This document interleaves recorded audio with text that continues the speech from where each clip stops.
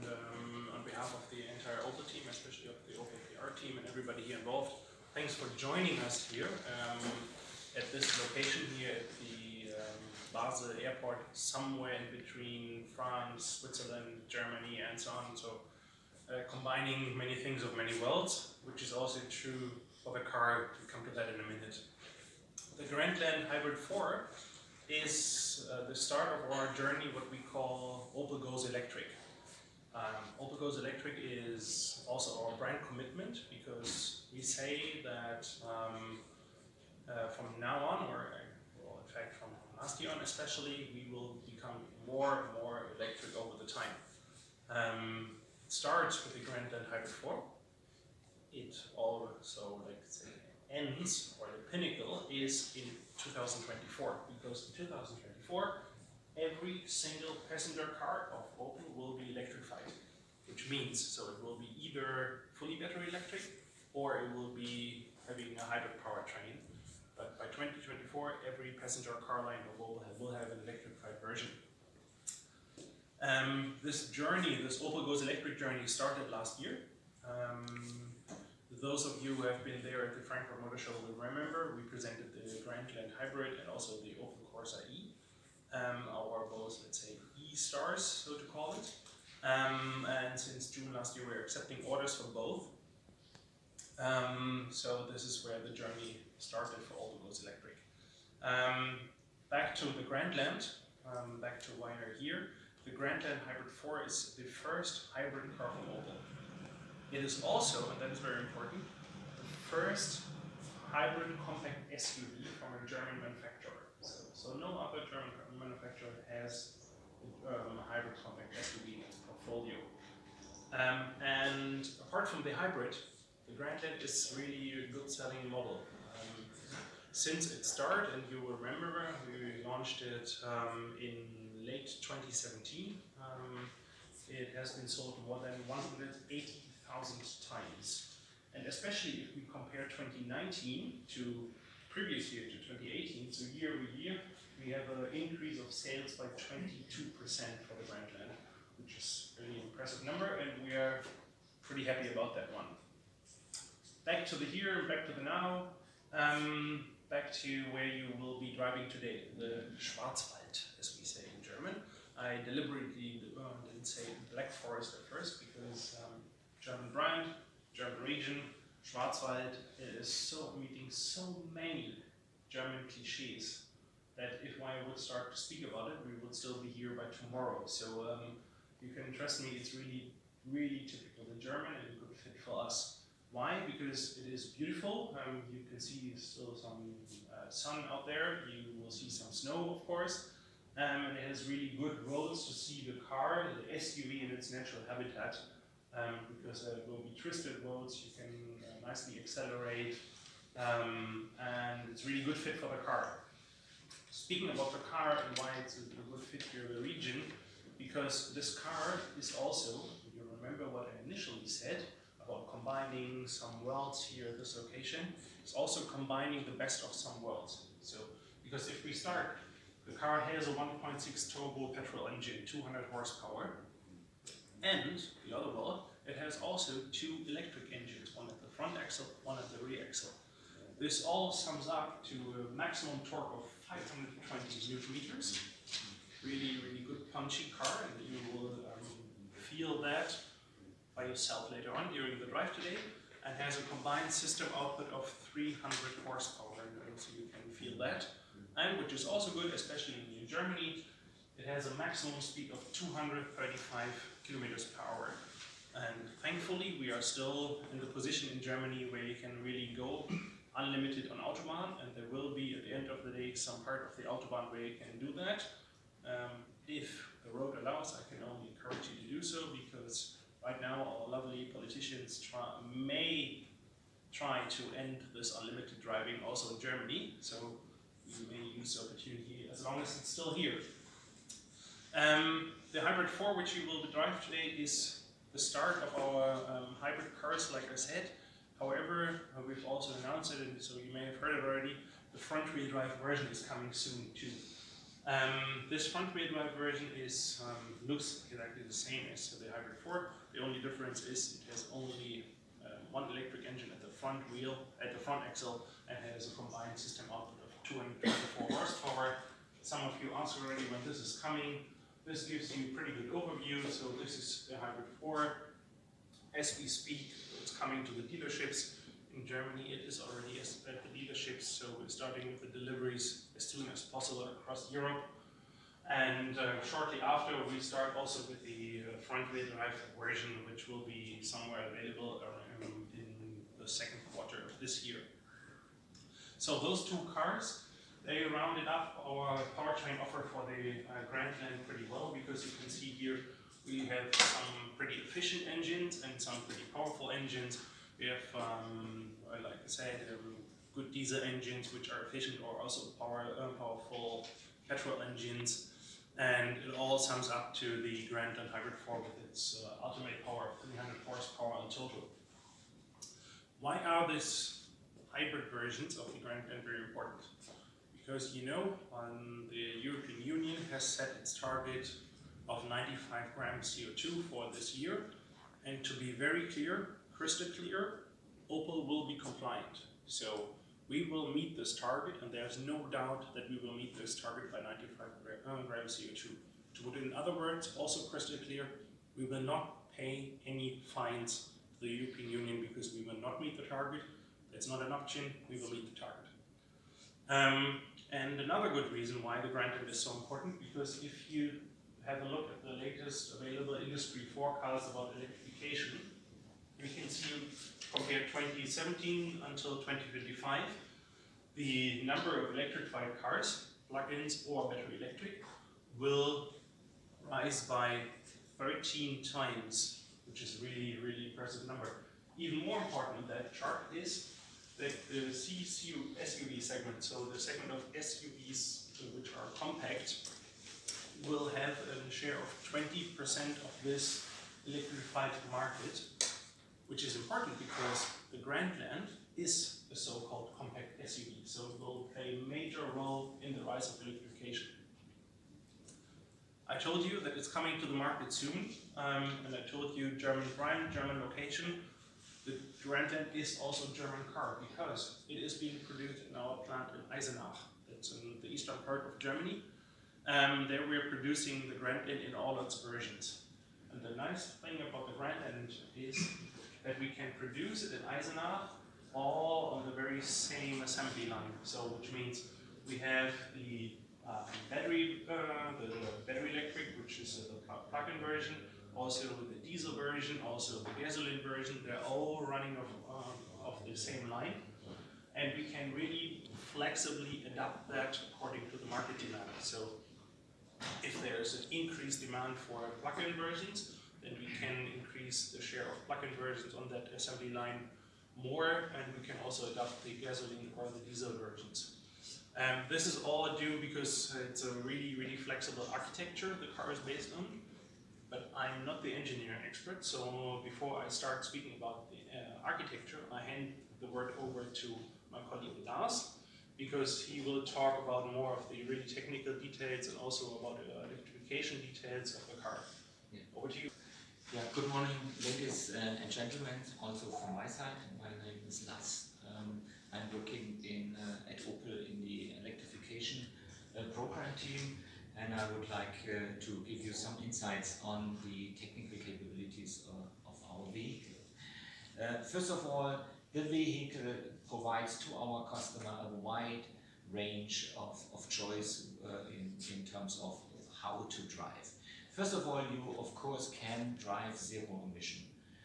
So the electric range is 59 kilometers, and daily commuting in that range is provided by our vehicles.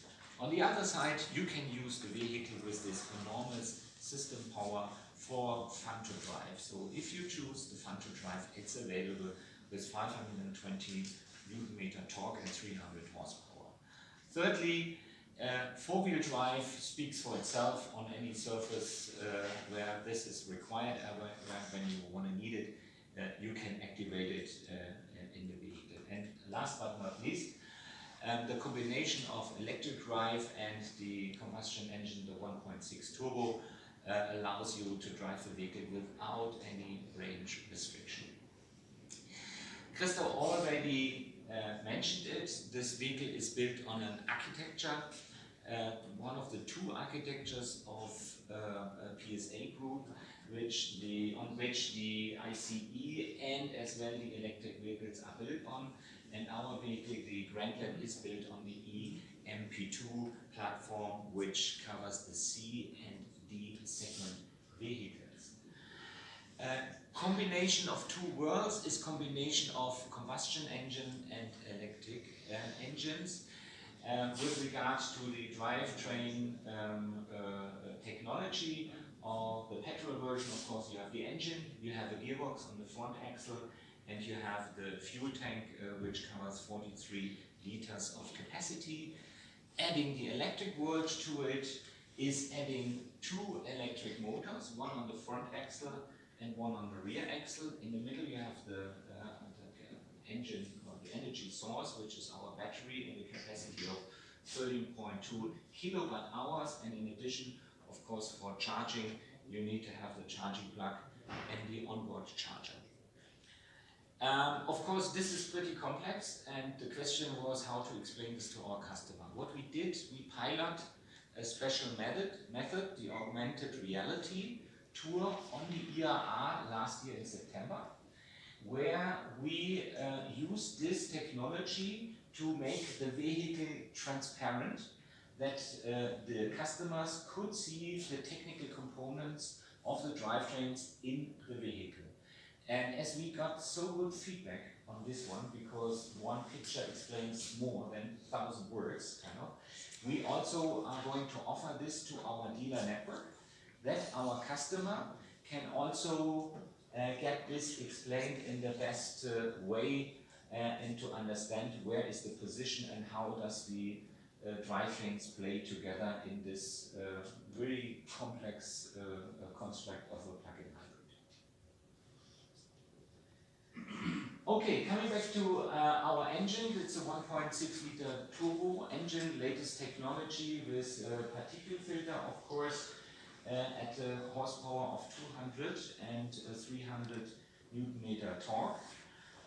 Transmission at the front axle is built in one block together with the engine and the converter, and attached to it directly the electric motor to ensure most efficient power transmission to the axle. Coming to the rear axle, this is also completely new engineered multi-link suspension, where we integrated the electric motor in the axle to reduce friction as much as possible, and by that improve efficiency, and by that improve range of the vehicle to its utmost. The battery has a capacity, as I said, of 13.2 kilowatt hours. It can be charged with onboard chargers, the standard one at a level of 3.7 kilowatt, optional 7.4. That allows you to charge the battery to full in less than 2 hours, 1 hour 50 minutes. It provides you a range of 59 kilometers, and last but not least, but very important for our customers, is that Opel gives the 8-year quality, 8-year guarantee, and or 160,000 kilometers to the battery and its electric components. 59 kilometer of range. I think this is more than enough, because if you look in the statistics, 80% of our customers are driving 50 kilometers or less in average per day. So the likelihood that you can drive pure electric and free of emission per day is very high. And not to forget, if you on the weekend or on longer trips drive longer than your 59 kilometers, the 1.6 turbo engine will jump in and provide you the range you need. Now, one thing which is very new to electric vehicles, and every customer has to get used to it, and this is charging. For that, we have, and our Opel dealers, they have an offer for our customers for charging equipment in a wide range, depending on their personal needs and their driving pattern. We offer home wall boxes for charging at home, and we also connect our customers, if they require it and if they want it, to an installation service provider, which helps them and consults them in installing the charging hardware at home in the house. But in case you are driving very low mileage today and you're parking your car during the night at the house, you can also charge it with a normal household plug and a normal socket at the range of 1.8 kilowatt. And this needs around 7 hours of charging and the battery is full. And the best time you can, of course, achieve with a wall box and the higher onboard charger on a rate of 7.4 kilowatt, and the charging of the battery is done in less than 2 hours. And this also relates to charging in public. In public, if you are at public charging points and have a public charging cable and the higher onboard charger also there, charging the battery full in less than 2 hours is no problem. Now, yes, you will agree, plug-in hybrids are more expensive than the sister models of ICE versions. Why? Because you have this battery in there and all the technology of the electric engines and so on. But the customer can also save money with driving a plug-in hybrid by having the opportunity of reduced operating costs. And we created a little example for you how to explain this. We are comparing our plug-in hybrid to a sister model of the normal 1.6 turbo engine. We assumed a 30,000 kilometer driving per year. That would cost around 3,600 euros. If you compare that to 4 scenarios of a plug-in hybrid usage, same yearly mileage of 30,000 kilometer, assumption that you would drive always electric, 80% electric, 50% electric or 40% electric. And of course that goes along with 1 or 2 charging events per day. You have these, you are adding up to these operating costs, which allows you, if you would theoretically drive 100% electric, to save around 2,100 euros per year. Of course, this is a specific German example, comparing German fuel prices, German energy prices, and it can be different in other countries. But it's just to illustrate what it can be. Secondly, a lot of countries are offering tax benefits to the customers of electric vehicles, and here also a little example from Germany, where the German government introduced a tax benefit for benefit in kind and in the reduction of driving distance to work and the related taxation to that. Coming to driving the vehicles, we at Opel have decided to offer to our customers 4 different driving modes. It's the pure electric one, the hybrid one, the all-wheel drive version mode, and the sport mode. In addition to that, we offer you to increase the recuperation forces once you are driving, to in the case of decelerating and that you are giving back energy into the battery of the vehicle. How you can test this later on, how to activate this is the gear shifter. You pull it a second time to the back and you see in the instrument that it's changing from D to V. And then if you lift your foot from the accelerator, from the gas pedal, you will feel the deceleration force, which is then creating this energy flow back into the battery. Test it out, it's a very good feature and increases the range of your electric driving capability. Now coming to the 4 drive modes, starting with the electric one.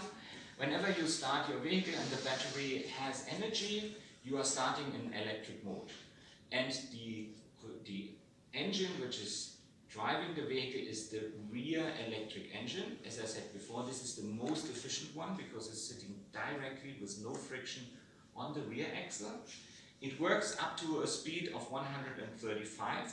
If you drive faster than this speed, then the second electric engine and the petrol engine on the front axle jumps in to support you the faster speed. When you want to, we never know what the politicians will do to us in the next year. So they might introduce also in other countries than in London the low or zero emission zones. And they might want to test or see that vehicles that are driving in that zone always only drive electric mode. For that reason, kind of to be prepared for, we have introduced a little blue LED at the back side of the inside mirror, which always lights up in blue when you are driving pure electric. So it can be seen from the outside. Coming back to the drive modes, hybrid, the second mode, of course, this is the best combination of all the three engines and which delivers the best and the most efficient power according to your needs. Then four-wheel drive needs when you have slippery road conditions, and you might have, you definitely will have those today. So try it out. It's all the electric engines on the front and rear are driving up to a speed of 80 kilometers. And then when you drive faster, the petrol engine jumps in and delivers you the required additional power. Last but not least, if you want to have fun and don't care for the environment, then you can press the sport button and you feel the whole power of the 520 Newton meter and 300 horsepower. It makes fun, believe me, try it out.